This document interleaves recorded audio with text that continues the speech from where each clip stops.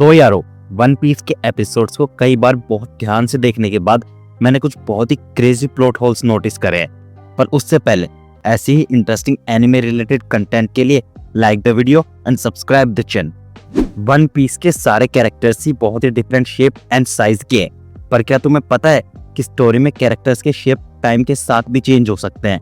As Luffy के flashback में जब लकी रून ने बैंडिट्स के क्रू के एक मेंबर को शूट किया था तो वो क्लियरली शैंक्स से हाइट में छोटा था, पर मरीन फोर्ट में जब शैंक्स का क्रू वॉर रोकने आया था तो यहाँ लकी क्लियरली शैंक्स से बहुत बड़ा है। अब या तो टाइम के साथ लकी कुछ ज्यादा ही बड़ा हो गया या फिर शैंक्स हाइट में छोटा हो गया। एंड यही सिमिलर केस जोरो की नई स्वॉर्ड एनमा के साथ भी देखा जा सकता है। वेल, जब ओडिन एंड जोरो एनमा को होल्ड करते हैं तो सब नॉर्मल लगता है, बट ओडिन जोरो से हाइट एंड साइज में 2 गुना ज्यादा बड़ा था एंड इस हिसाब से तो एनमा ही ऑलमोस्ट जोरो के हाइट के बराबर हुई। सो एलेबास्टा में पैल के पास बड़बड़ तू मॉडल फॉक था एंड उसने कहा था कि पूरे वर्ल्ड में सिर्फ 5 फ्लाइंग टाइप डेवल फ्रूट है, बट स्टोरी में अब तक ऐसे बहुत से डेवल फ्रूट्स इंट्रोड्यूस हो चुके हैं जो यूजर को फ्लाई करने की एबिलिटी देते हैं, लाइक पैल का हॉक फ्रूट, मार्को का फीनिक्स, काइडो का ड्रैगन, किंग का टेरानोडोन, लेफिट का एंजल फ्रूट। पास तो यही हो गए एंड ऑब्वियसली और भी है। डियन एंड कुबा के पास बग फ्रूट थे एंड डोफ्लुमिंगो के क्रू में बफेलो के पास स्पिन फ्रूट था जो उसे फ्लाई करने की एबिलिटी भी देता था। एंड शिकी एक कैनन कैरेक्टर है जिसके कारण उसका प्लॉट फ्रूट भी कैनन है। सो वीवी एज अंडरकवर क्रोकोडाइल के अंडर काम कर रही थी, बट आखिर कैसे? क्रोकोडाइल को कभी यह नहीं पता चला कि वीवी ही एलेबास्टर की प्रिंसेस है। एक बार को हम मान भी लेते हैं कि क्रोकोडाइल अपने सभी एम्प्लॉयज को पर्सनली नहीं जानता होगा, फिर भी वीवी एलेबास्टर की रॉयल फैमिली की मेंबर है एंड क्रोकोडाइल एलेबास्टर पे ऑलमोस्ट 10 साल से रूल कर रहा था, तो उसे ऑब्वियसली पता ही होना चाहिए कि वहां की प्रिंसेस कैसे दिखती है। वानो आर्क में गोरे से ये रिवील करते हैं कि लूफी के डेविल फ्रूट का रियल नेम हिटोनोमी मॉडल निका है एंड यह फ्रूट वर्ल्ड गवर्नमेंट के लिए सबसे ज्यादा डेंजरस है।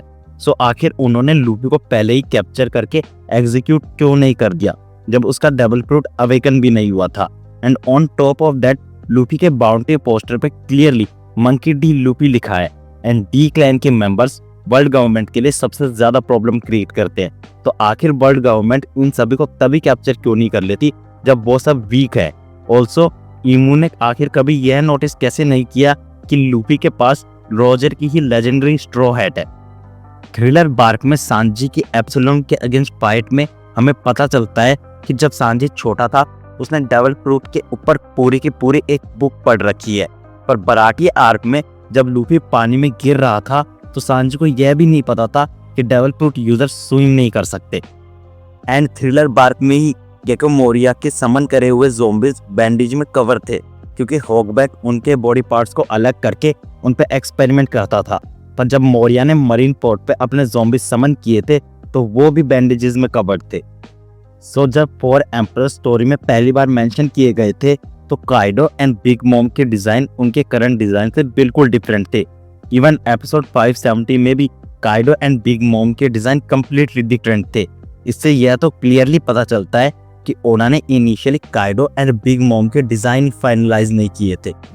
वेल, आखिर चॉपर की बाउंड्री इतनी ज्यादा कम क्यों है?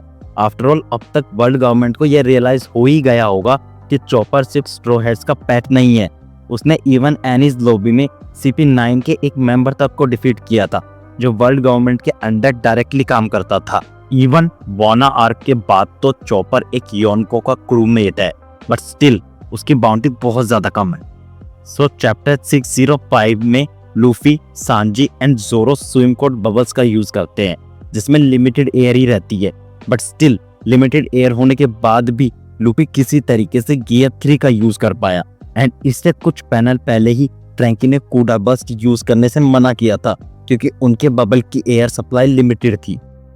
डेविल फ्रूट का यूज बहुत ही सिंपल है। तुम एक डेविल फ्रूट खाते हो, तुम्हें कुछ स्पेशल पावर्स मिलती है एंड तुम पानी में नहीं जा सकते। बस स्टोरी में कुछ ऐसे कैरेक्टर्स भी है जिन पे शायद यह लॉजिक काम ही नहीं करता है। एज बोआ जब नहा रही थी तो वो बिल्कुल वीक फील नहीं कर रही थी, पर जब लूफी नहाने की कोशिश करता है तो उसके कुछ ऐसा हाल हो जाता है। एंड इस पैनल में ही मिस्टर 3 नॉकड आउट हो रखा है, फिर भी वो पानी में डूबने की जगह किसी तरह फ्लोट कर रहा है।